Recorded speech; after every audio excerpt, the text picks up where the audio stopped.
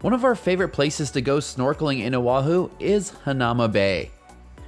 Here you will find over 400 species of colorful fish, green sea turtles, and other marine life. Due to its calm, shallow waters and abundance of marine life, Hanauma Bay is hands down the best snorkeling spot in Hawaii, especially for beginners. Because of this, to protect this beautiful marine paradise, Hanauma Bay turned from a beach park where anyone can go to a nature preserve, where you will need a reservation to enter. This nature preserve once saw at least 6,000 visitors daily, but it's now limited to somewhere between 1,400 and 2,000 visitors a day. This is very helpful when it comes to protecting the reef and the marine life from the crazy crowds. In this video, we will go over everything, including what to expect and tips on how to get your reservation successfully. Before we get into our experience, here are a couple of things that are very important to know when it comes to visiting Hanauma Bay. First up is, how do you get there? Hanauma Bay is located on the eastern windward side of Oahu, about 30 minutes drive from Waikiki along Kalanianaole Highway, or Highway 72, with minimum traffic. We will have the address listed below as well as on our website livethatadventure.com so you can map your way there. There are parking attendants at the turn into Hanauma Bay to keep tabs on how many cars are coming and going. If you see the lot full sign, come back later and the lot will be open again. If you don't have a car, you'll either need to book a tour or take Uber or Lyft. There is no bus route that stops here. Next up is, what are the operating hours? Hanauma Bay is open from 6:45 a.m. till 4 p.m. every day except for Mondays and Tuesdays. The nature preserve closes during these 2 days to let the marine life and reef take a breather from the crowds. The last time slot for entry is 1:30 p.m. and there is no entry allowed after that. Next is, how much does it cost to get in? Hanauma Bay's entry is free for Hawaii residents with valid photo identification, active military, and kids 12 years or under. For everyone else, it is $25 a person for park entrance fee. If you pay through the online reservation system, there is also a 2.35% service fee. Please know that these prices can change, but that's what it was at the time of the recording of this video. Please check the park's website for all of the current pricing information. Unless you are a Hawaii resident, you will also need a reservation to enter, and we will get into all the reservation information in just a second. As far as parking goes, it costs $3 to park your car, or $1 for locals, and that is cash only. There are only 300 parking spots at Hanauma Bay. We recommend picking the earlier or after 12 p.m. time slot so you can get parking. And just so you know, having a reservation doesn't guarantee you a parking spot. We highly recommend getting to Hanauma Bay at least 30 to 45 minutes earlier than the time on your reservation, just in case you need to find a parking spot and walk over to the admission window. If you're wondering what the best time of day to visit is, we personally prefer getting to the bay as early as possible.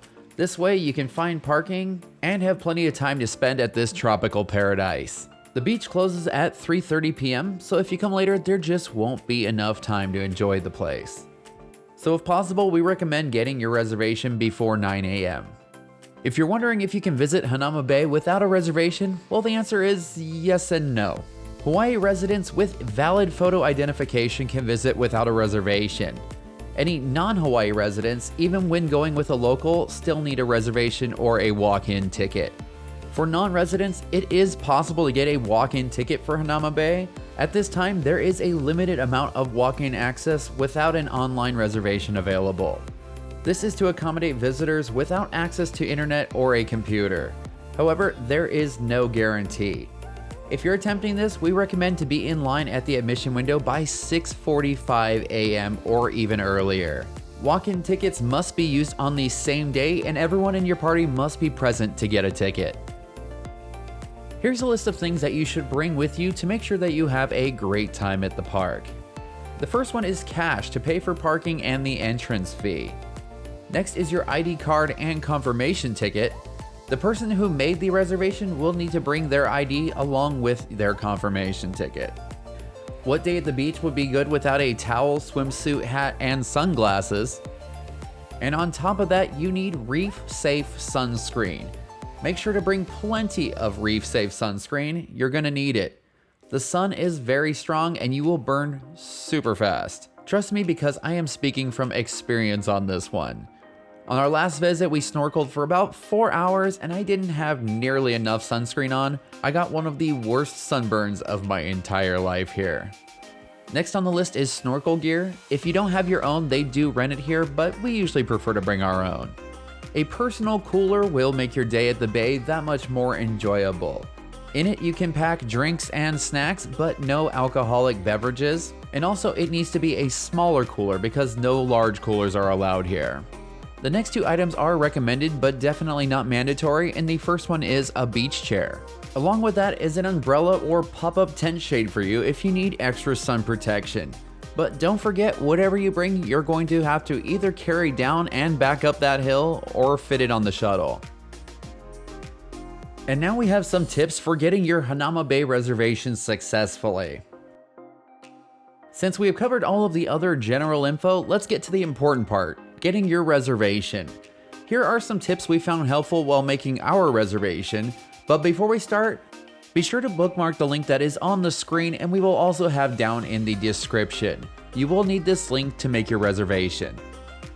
Online reservations for Hanauma Bay can only be made 2 days in advance, starting at 7 a.m. Hawaii Standard Time. This means if you want to go on Thursday, you can't book your reservation until 7 a.m. on Tuesday. The first time slot starts at 7 a.m. and the last time slot is at 1:20 p.m., with time slots available every 10 minutes. You can only get a maximum amount of 5 adults or 5 kids tickets. That means if you have 7 adults in your group, you'll have to make 2 separate reservations. We had 8 people in our group and had to split up our reservation with 4 people going in at 10 a.m. and 4 more at noon. It is a good idea to check out the reservation site before the actual booking day. This way you get a feel for all of the steps and where to put in your info. If you don't have an account already, make sure to sign up for one ahead of time. Don't forget to fill out all the information here, it will help a ton. We highly recommend typing out all of your information in advance, such as your name, address, email address, credit card number, etc. on a note or inkpad app on your computer. This way you can copy and paste your info super fast, especially if you have a long email or name. Your reservation is not guaranteed until you hit the final button, even if you already have it in your cart. So if you have it auto-filled, it's even better. Also, if you can, use an actual computer or laptop instead of a phone or a tablet. It is so much easier to fill out your information this way.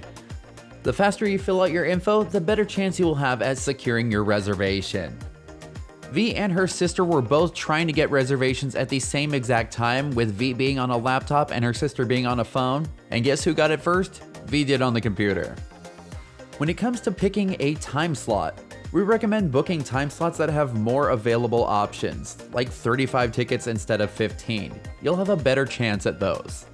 The later time slots like noon and after are also easier to get.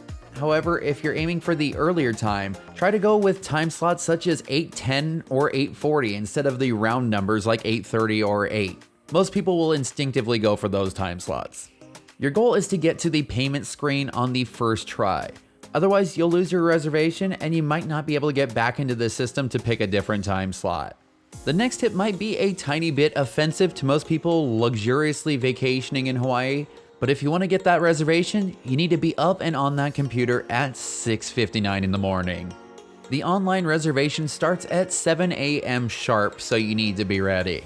And once again, this is Hawaii Standard Time, so make sure you account for that if you're coming from somewhere far away. Another thing that you can do to increase your chances is to be up early and logged into your account before it hits 7. And the last tip takes a little bit of skill, and that is knowing how to refresh the page on the browser at the perfect time. You'll want to try to hit that refresh button right at 7, not too early, not too late. If you log in just a tiny bit too late, the website will be all locked up due to the insane flow of traffic with other people trying to get their reservations. However, if you get locked out, all hope is not lost. Keep trying and refreshing. V's sister was locked out initially, but she kept trying and eventually she got in. I know that was an insane amount of information, but it is all very important. Now that that is all out of the way, let's get on to our day at Hanauma Bay. Our day here started off nice and early. And it's a good thing that we got there when we did, because it took us a little while to find parking. For a while it wasn't looking too good, and we were kind of dreading having to come all the way down this side trail that goes to the other parking lot. Another thing that is nice about getting here early is that there are tons of picnic areas where you can stop and have a snack before it's time to go in. As your entry time draws closer, there will be someone calling out time slots. When you hear yours, it's time to get in line. On your way up to the admission booth, there are a couple more signs with reminders, like this one that talks about wearing reef-safe sunscreen. This is incredibly important for the health of Hanauma Bay, and if your sunscreen is not reef-safe, you can trade it in at the gift shop and get a discount towards buying some. On the way in, we passed this really neat exhibit, and I wish I had more time to spend here. But before I knew it, this volunteer was getting everybody ready to go in and watch this short movie, and I had to join the rest of the group.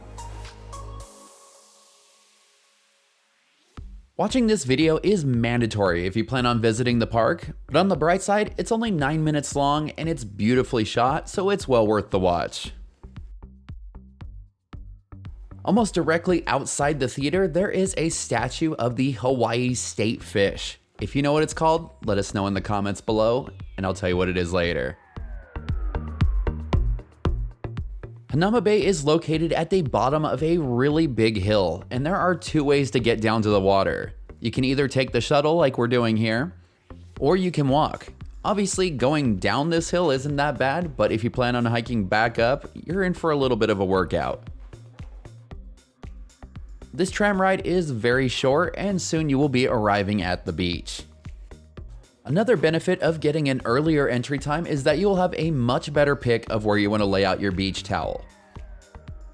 We have been to Hanauma Bay several times now, and for some reason we always tend to go to the far right side of the beach if you're looking at it from the water.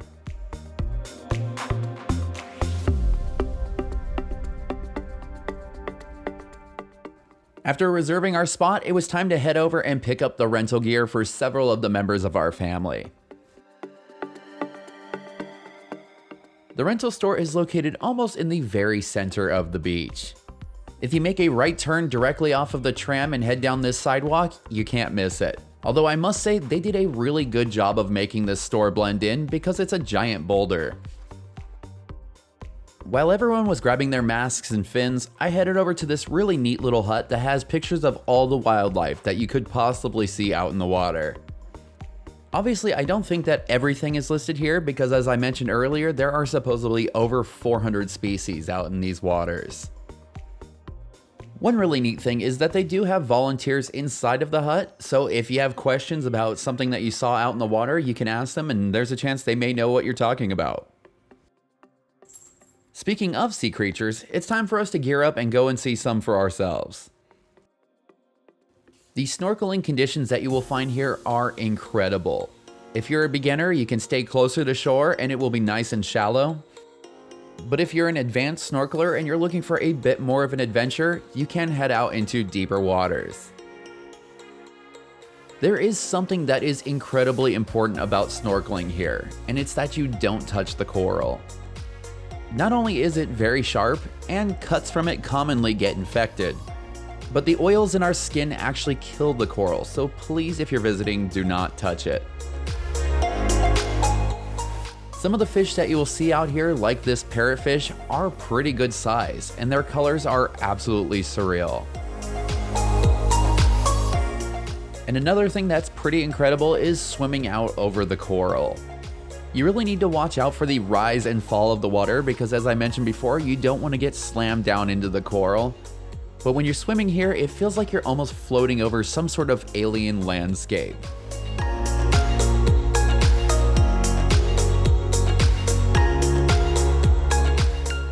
We haven't been lucky enough to spot any green sea turtles on our visits, but on our last trip, we were lucky enough to spot several sea cucumbers.